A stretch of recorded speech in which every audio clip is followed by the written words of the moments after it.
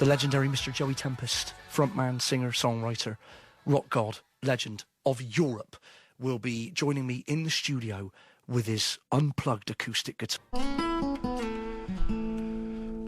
Well, that's a legend just tuning up right there. It's Saturday afternoon on BBC Radio 2. The time has just gone 5 o'clock, and the guitar that you can hear is being played by rock legend Mr. Joey Tempest from Europe, everybody.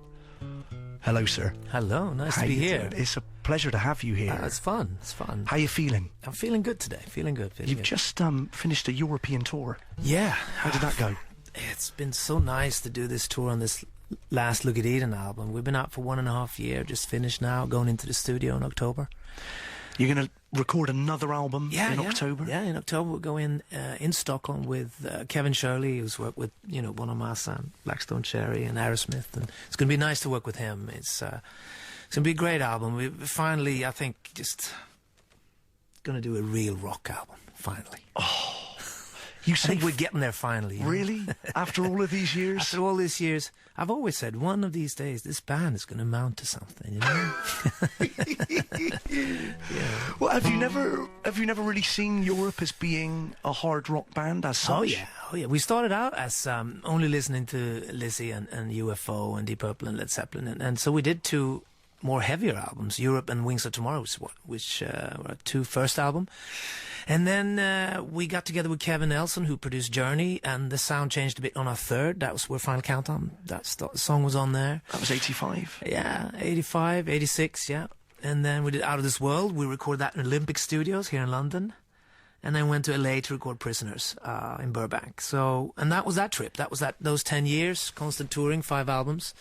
And then a little break, and now we've been back for 7 years with 3 albums, we're sort of doing it the long way around. Try not to jump on nostalgia tours or anything. Just doing new music, playing hard and working hard, you know? How do you feel about nostalgia, though? Do you like to look back? Do you like to play those old songs that made you famous? There's a place for it, and there is on stage, and we love playing those songs. I mean, Final Countdown is a great communicator. I mean, everybody feels good, and they leave with a smile, and you get to rock the night, Superstitious, Carrie, But we don't sing it in the shower, That's the thing. I do. You can do it. We leave that to you, Justin. How do you feel about the Final Countdown these days? I mean, do you embrace it? Do you still love it? Are there nights where it just drives you crazy? No, we love playing it. It was written as an opening track for our show to build the excitement for the Europe show. It was on our third album. I've just started experimenting more with keyboards. I've heard Ed Van Halen experiment with his Oberheim on Jump. I was sort of jumping. The instrument shops in Stockholm started stocking keyboards, and I was like, what is this thing? How can you do that? What can you do with it? So we MIDI'd 11 synthesizers to get that sound for Final Countdown, and we still have the same sample with us when we tour today. That's the problem sometimes when people cover that song. They don't have the same sound on the actual. But no, that song, yeah, we still love it. It's an album track to us. I think we see it differently than perhaps a lot of people out in the world. It has its own life. It's a classic song. It's become it's got a life of its own out there. But for us, it's still an album track. It's still derived from songs like Run to the Hills with Iron Maiden or Lights Out with UFO, that tempo, that galloping tempo. I remember writing it. I was looking for something like that. The lyrics, David Bowie, Space Oddity, the first single I bought, I was so fascinated with his fascination about space that I wanted to write something like that myself. So Final Countdown is about the last day on Earth. We're leaving together. That's so ironic, though, because a lot of people use it for weddings and fun things and everything, and it's, it's about a certain end. My football team come out to the Final Countdown every Saturday afternoon. I've got to tell you, Joey, we're not doing that well at the moment. All right, maybe you should switch song. Maybe they should come out to Carrie. Yeah. That would work better for us. There was a girl band who did a cover for that. It was called Gary. Yeah. No. Yeah. Really? Yeah. Did you have any idea, Joey, that song was going to be as huge and anthemic as it became? Because that song, I suppose, changed your life, didn't it? Yeah, it did. I mean, we had 2 albums before that, more guitar-oriented, and we finally got to tour UK and US and stuff like that. That was our dream. We had posters of Thin Lizzy touring out in Europe and the UK and at Reading Festival or something. And we wanted to do that, you know. And last year we got to play Nebworth, you know, and we played iTunes Festival, and we're doing it. We're doing this now. What was Nebworth like for you? How was that? That's amazing. You know, fantastic, and we recorded a lot of that, and it's coming out in sort of a coffee table book, and there's a live CD, and it's coming out now, and the audience went nuts for Final Countdown, like you said, and also the new tracks, and it was fabulous to know that, you know, Led Zeppelin did a few of the last shows there, didn't they? And I wonder if Freddie Mercury did the last ever show there or something like that. Yeah, in the 80s. Yeah, it was just amazing. Everybody's been there, and you know, it's great to have that control and be able to do this for a living, release albums and tour around the world. I mean, it's great. I have the greatest job in the world, and you get to taste that too soon. You're doing your musical thing. I mean, to stand there in front of a great band and to play music for a living, I couldn't ask for anything more. It's fantastic. Well, you mentioned the musical theatre, and yes. Of course I'm about to embark on this journey, and it's wonderful for me being in Rock of Ages. I love it. Yeah. But every night I get to sing the Final Countdown. I heard that. Now, I amazing. don't have your voice, and it's one of the best moments in the show. You know, we've got lasers going off, you hear the opening bars to the Final Countdown, and without giving anything away, I run on with a flashlight, and I sing the opening to the song, and it's a moment that I look forward to night after night. But I'm just a little bit concerned about, you know, it's such a big song. Yeah, I've heard you sing a bit. You've done various things on programs. You got the good voice, so you'll be all right. It's just I remember doing that vocal. It was one of the vocals I did in Stockholm. The rest was done in San Francisco on that album.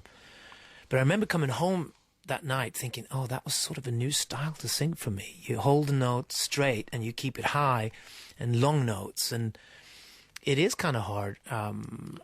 That's why it's great. It's towards the end of my set, because then my voice is warmed up. It's completely warmed up. It has to be warm, because it's massive. Yeah, it's a big challenge. I haven't tried those games, SingStar and all that, and see if I can get full points for it. You haven't tried? You need to try, like the Rock Star, the Rock Band game. See if they give me full marks. You know, that'd be interesting. Now, can I ask you about a particular line? Yeah. Because I have to sing the line, "To Earth, who can tell?" Yeah. Now, I want to sing it like this, "To Earth, who can tell?" But I'm being told by our MD to sing it like this, "To Earth, who can tell?" I like you. You're a bit more jazzy. I think you bend the note, and I think that's more what I do. Do you bend the note? I never really stick to rules like that. So I like the bending, I think. But the thing is, you're Joey Tempest. You wrote the song. You can bend. You can make your own rules. Yeah. I can't bend. I know. I have an MD saying, no, do it like this. I know. Well, nah, you got to go against. You got to fight the man, Justin. Man. This is rock and roll. Do it, man. Oh, my God. Joey Tempest has just told me that I need to fight the man. Yes. Joey, you've made my day. You've got the guitar there. Can you play a little bit of the song for me, maybe, acoustically? Do you do that with the Final Countdown? I do it differently. I mean, if I play that song, I try to do it slightly different, because... So you can do something like this, you know.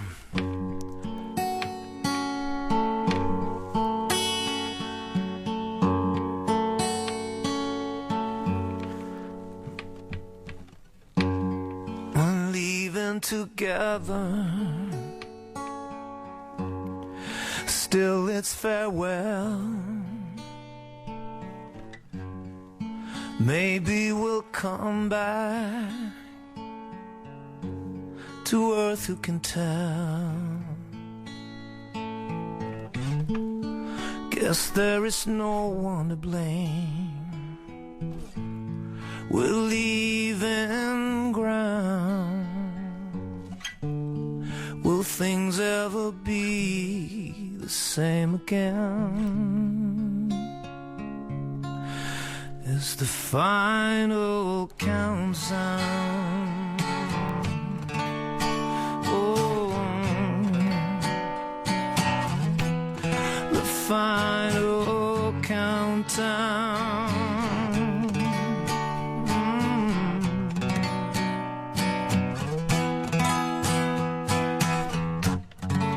Heading for Venus,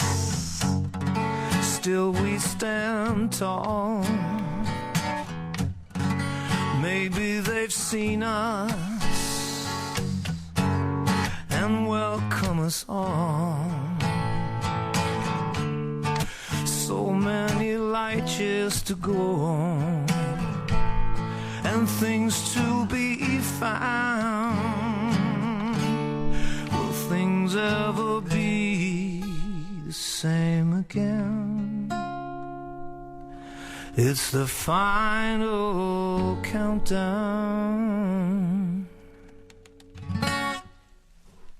Mr. Joey Tempest, I've got goosebumps.